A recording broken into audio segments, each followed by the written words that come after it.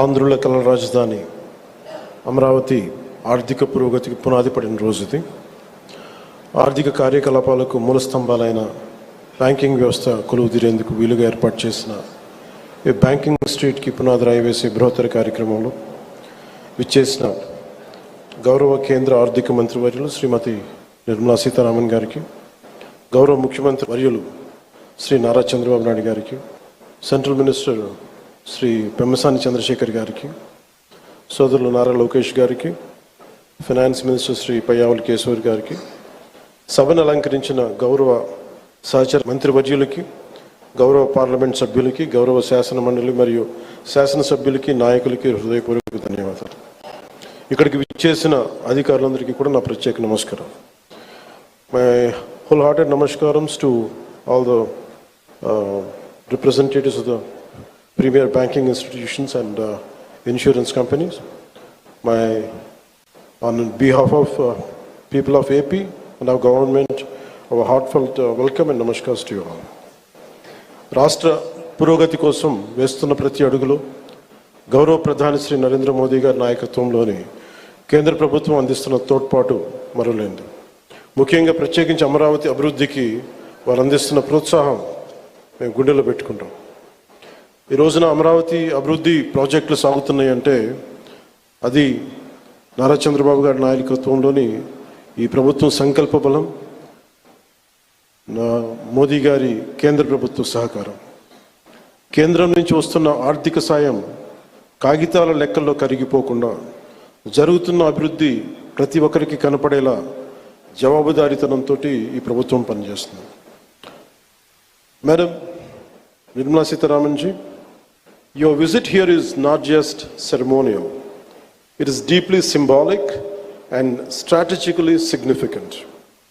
By laying the foundation stones for these banking institutions, you are laying the foundation for financial prosperity in our capital.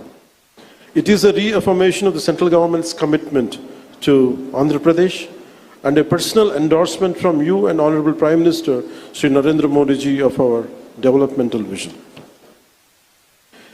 నేడు bank of India, Indian bank, bank of Baroda, IDBI, LIC లాంటి premier banking institutions, అలాగే బీమా సంస్థలు ఒకటే చోట ప్రత్యేకించి ఒక banking స్ట్రీట్కి ఉండటం చాలా దేశంలో చాలా అరుదైన సంఘటన.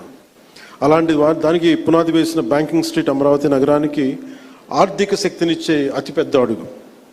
ప్రధాన బ్యాంకుల కార్యాలయాలు, ఆర్థిక సంస్థలు ఒకటే చోట ఉండటం వల్ల ఆర్థిక కార్యకలాపాలు, వ్యాపార లావాదేవీలు చాలా వేగంగా పుంజుకుంటాయి. పెట్టుబడిదారుల విశ్వాసం పెరుగుతుంది. ఆ విశ్వాసం అమరావతిని ఆర్థిక కేంద్రంగా నిలబెడుతుంది. దీనికోసం 1300 కోట్ల పైగా పెట్టుబడి, 6500 మందికి జీవనోపాధి ఎంప్లాయ్మెంట్ దొరుకుతుంది. అలాగే మాట కట్టుబడి ముఖ్యంగా అమరావతి రైతాంగం 34,915 ఎకరాల భూములు రాష్ట్ర భవిష్యత్తు కోసం ఇచ్చిన రైతుల నమ్మకమే మన రాజధాని నగరానికి ఈ పునాది. నేడు పునాది వేసింది కేవలం భవనాలకు కాదు, ఆంధ్రప్రదేశ్ భవిష్యత్తుకు పడిన పునాది ఇది. అమరావతికి ఆర్థిక కేంద్రం, విద్యా కేంద్రం, ఒక పరిశోధనా కేంద్రం, ఒక మంచి పరిపాలనా కేంద్రంగా ఎదగడానికి నేటి పునాది బలం చేకూరుస్తుంది. ఈ క్రమంలో కేంద్రం నుంచి అందుతున్న సహకారానికి నిర్మలా సీతారామన్ గారికి ప్రత్యేకంగా ధన్యవాదాలు తెలుపుకున్నాం. ఒకసారి ఆంధ్రప్రదేశ్ ప్రజలందరూ కూడా ఎన్డీఏ ప్రభుత్వం ఏర్పాటు తర్వాత మనకి గౌరవ ప్రధానమంత్రి మోడీ గారు అందించిన సహకారం, ఆయన నాయకత్వంలో ప్రత్యేకించి ఆంధ్రప్రదేశ్కి వైజాగ్లో మీరు పెట్టుబడులు దాదాపు జనవరిలో 2 లక్షల కోట్లు పెట్టుబడికి ఆ రోజు ముందుకు తీసుకెళ్లారు. 7.5 లక్షల ఉపాధి అవకాశాలు, 2 లక్షల కోట్లు.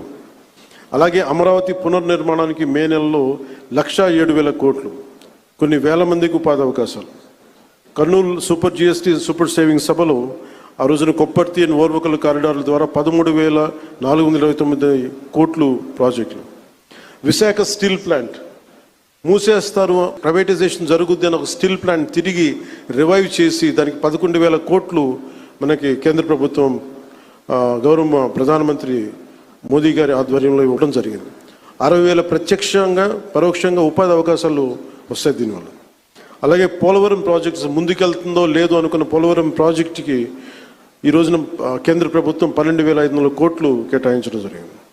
అమరావతి రాజధాని నిర్మాణానికి 15,000 కోట్ల రూపాయలు ఇచ్చినందుకు మనస్ఫూర్తిగా ఇలాంటి, అంటే ఇది ఒకసారి కేంద్ర ప్రభుత్వం ఎంత చేస్తుంది మనకి, రాష్ట్ర ప్రభుత్వానికి ఎంత అండగా నిలబడుతుందని చెప్పడానికి ఇవి బలమైన తార్కాణాలు, బలమైన నిదర్శనం.